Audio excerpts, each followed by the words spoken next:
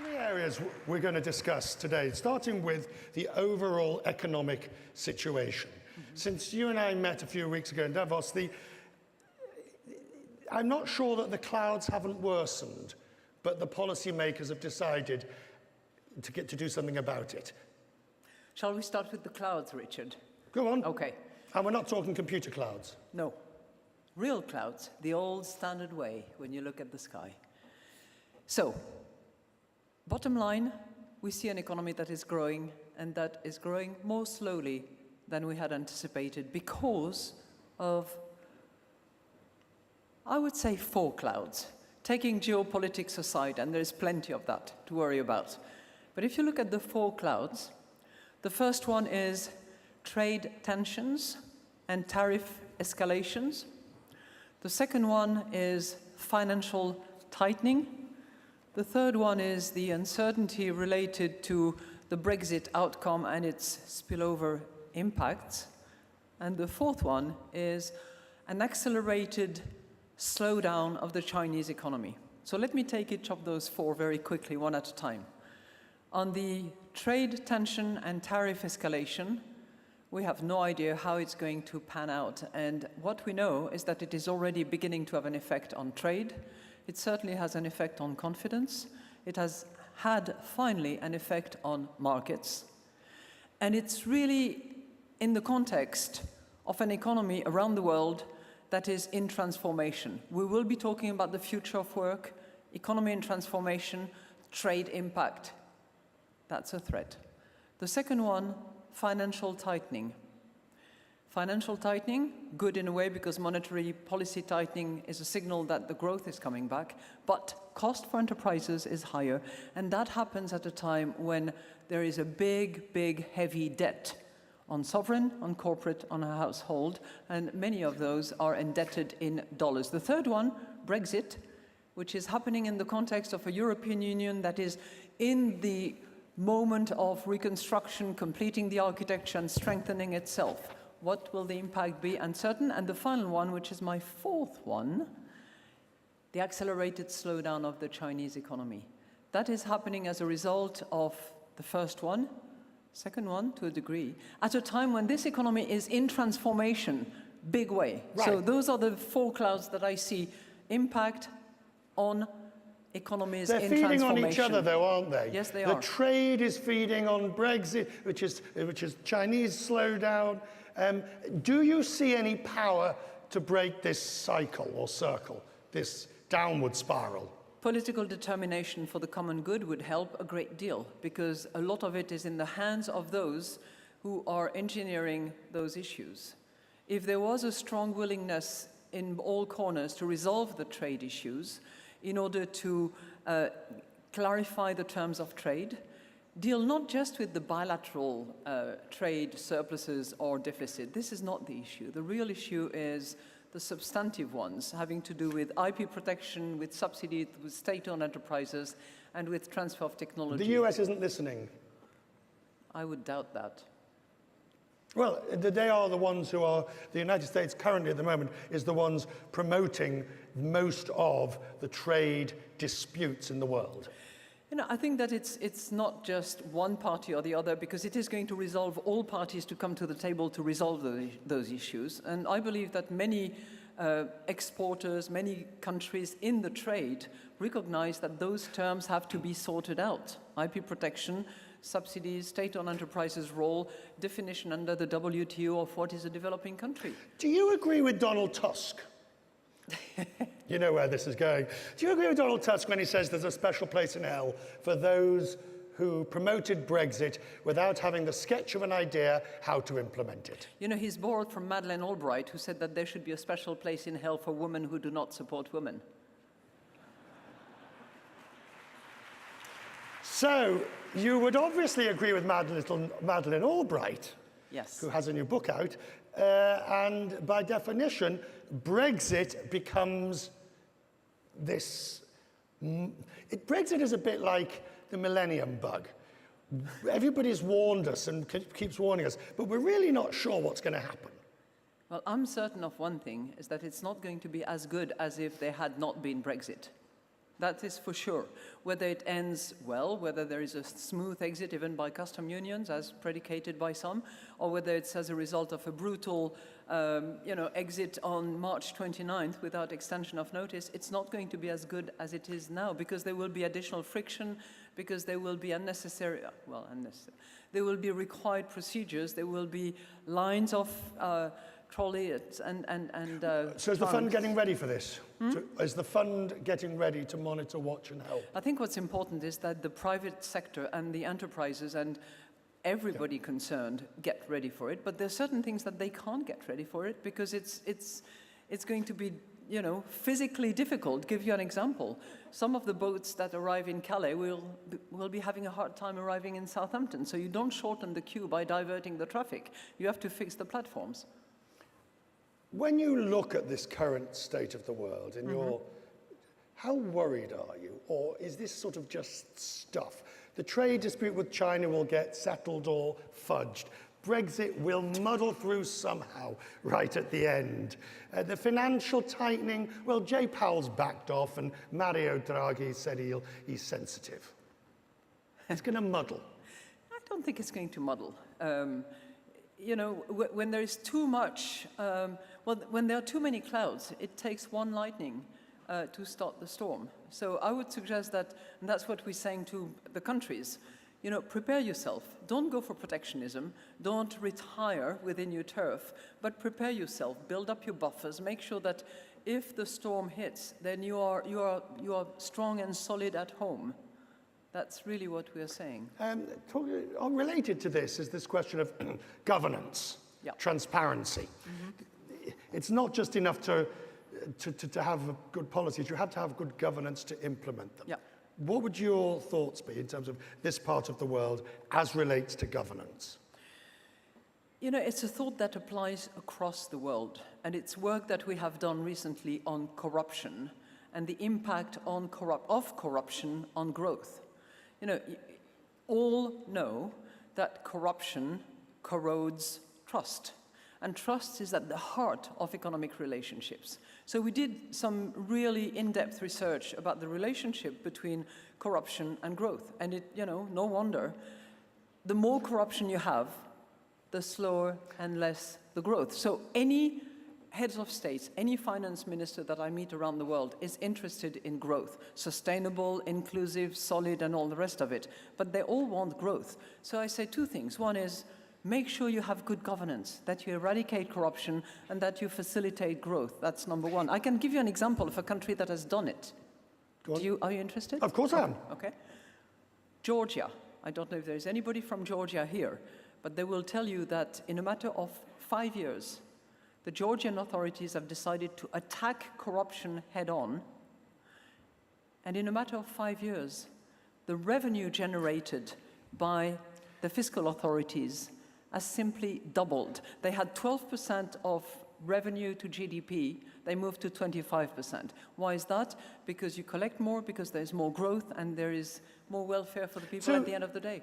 Related to this, though, there's an example from the region, from Saudi, which had a crackdown on corruption. I think one can discuss the modalities of locking up people in a five-star hotel, but that's for another day. But within that, is that the sort of thing that's going to be required? Do you have to make examples and lock people up criminally, do you think, to really put the fear into people? I don't have that authority, number one. No, but does one? But what I can say when we visit a country and when we go under the skin of the economy is, look at your procurement laws. They facilitate corruption right, left, and center, from Bureau A to Bureau Z. We can look at all the position posting where license fees are extracted, where special permissions are required. So from a purely policy and institutional point of view, you can actually point the finger. And then it's for the authorities in the country to decide whether they want to do it or not. If they don't do it, they have to be careful. Right, but what about the argument that says, well, that's just a way of doing business in here? No. I'll tell you why. It might have worked in the old days. But I think that what is true today is transparency communication of information, and internet and all the attributes of internet, applications of all sorts, have facilitated for Mrs. Nobody, Mr. Nobody, to actually know a lot about you, a lot about your estate, and a lot about how a budget in a country is actually organized. And failure to take that into account with the social contract that applies, it's going to be different. Whether you extract a lot of oil out of your soil and you have a contract with the people, or whether you extract a lot of revenue and you are accountable to them as a result. But in all cases, people will have understanding and information. And if they feel that their trust is broken, that will matter. Georgia is a good example. There are others, like Ukraine is an example, and other places which have tackled corruption. Do you think sometimes world leaders, government leaders, pay lip service to it in the sense of, well, we really must deal with that problem of a bit of transparency is what but actually don't get on with it? You know, I don't doubt that they're genuine about the intention, but it's not just about the intention. It's about the implementation all the way down. And it starts from the top and it goes all the way down to the bottom of a system. And you have to be determined because it takes a generation sometimes. You know, you talk about Ukraine. Ukraine has put now a very good body, an institution that is in charge of receiving corruption claims and has magistrates that will be able to handle it. Is that going to be sufficient? Probably not, because it will take time to eradicate it. And but you're saying there's improvement. Leadership at the top. You are optimistic. I'm desperately optimistic, always. So turn to this third area, that the revolution. I walked through the AI global forum that's being held here. Yeah. It is fascinating. Yeah. This is the future. But you're concerned about one sector of the future, women in particular, who may suffer disproportionately from for AI. I'm glad you bring this up in the context of artificial intelligence. Because in this country in particular, women have space, they are promoted, they're encouraged. Do you know that there is a very large number of science, technology graduates here in the Emirates that are women? 70% of students in universities here are women. So that is really good. Great support for them. Education, space, leadership, labor. But artificial intelligence and this fourth technology revolution, as we call it, is going to have a more severe impact on women than on men. And I think policymakers have to be guarded against it. They have to take measures. Why is that? Not because women are stupid, simply because many of the tasks that are done by women are more routine tasks, are more easily automated. You can simplify and eventually substitute some of these tasks that are women-made by artificial intelligence and other technological devices. 11% of women's job will be affected, 9% of men's job. That's the study we've published. Is there a danger here that the changes happen relatively slowly, but incrementally, and your warning goes unheeded, and all of a sudden everybody turns around and says, well, that didn't go very well. It's the frog in water, and it starts boiling gradually. And before you know it, the frog is cooked. No, not as bad as that. But it is something that is going to probably happen a little bit more gradually than some of the gurus and advocates of AI have indicated. When you talk about the automotive sector, for instance, they do tell you that what was predicated 5 years ago is probably going to take a bit longer, and it might be the same in all corners. But one thing for sure is that the future of work is going to be different, is changing, and is going to affect all workers, particularly women. Paul Krugman, who I've just been talking to, you'll know, doesn't believe that 4IR is going to be anywhere near as disruptive as people think. Jury is out. I think the future will tell us. But what is certain is that the amount of money that is invested in terms of research and development applied to AI, applied to biotechnologies, is going to change the way in which we behave, we conduct business, we organize our lives, the length of our life will be impacted. And therefore, you have a whole list of things, from retirement to the health and benefit system, that needs to be thought through. Okay, so are we, and by this I think we can particularly talk about here because there's a huge enterprise, this whole thing is predicated on good governance and the future. Are we spending enough time considering the real problems of all of this? People talk about the ethical and the moral and the killing drones, but is the real issue, we could all be out of a job and there could be tens of millions without work? Sure. Which is why policies are needed now.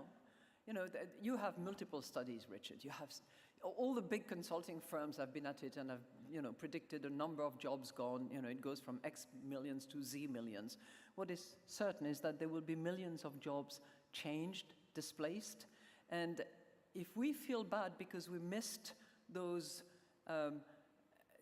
people left to the side of the trade road, we'd better watch out those who will be left out of the technology road. So it's history repeating itself.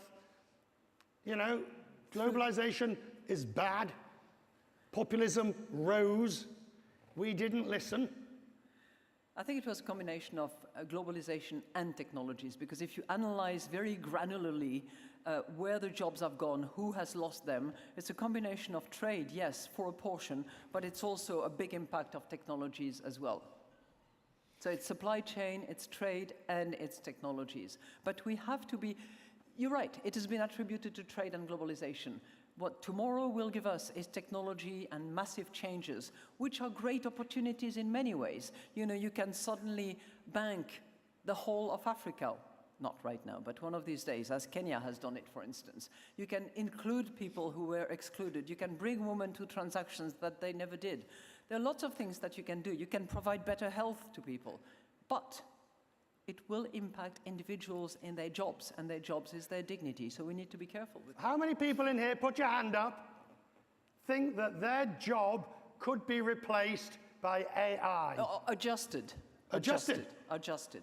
Yeah. Well, it's all going to be adjusted. You'll all be adjusted. Well, yeah, and I'll raise my hand. Right. When you've been put in your place by the managing director, how many people think their job will be adjusted by AI? How many people are deceiving themselves into believing it? They're wrong here, aren't they? Every one of us is going to be adjusted. Yeah. No, absolutely. If only because, yeah, of course we will. And there might be some very, very great benefits about it. An extended life, not dying at the age of 85 and seeing my grandchildren for an extra 20 years, yes, but what will the benefit system be? What will the pension system be? What will the training systems be? All of those questions, we need to look at them, and it's the government and the enterprises and all of us who are accountable for that. That's what I loved about this film. One person at a time, but all persons actually will matter. And with that greater lifespan and that greater ability, more opportunities for me to question you in the future, long beyond 85. Ladies and gentlemen, the Managing Director.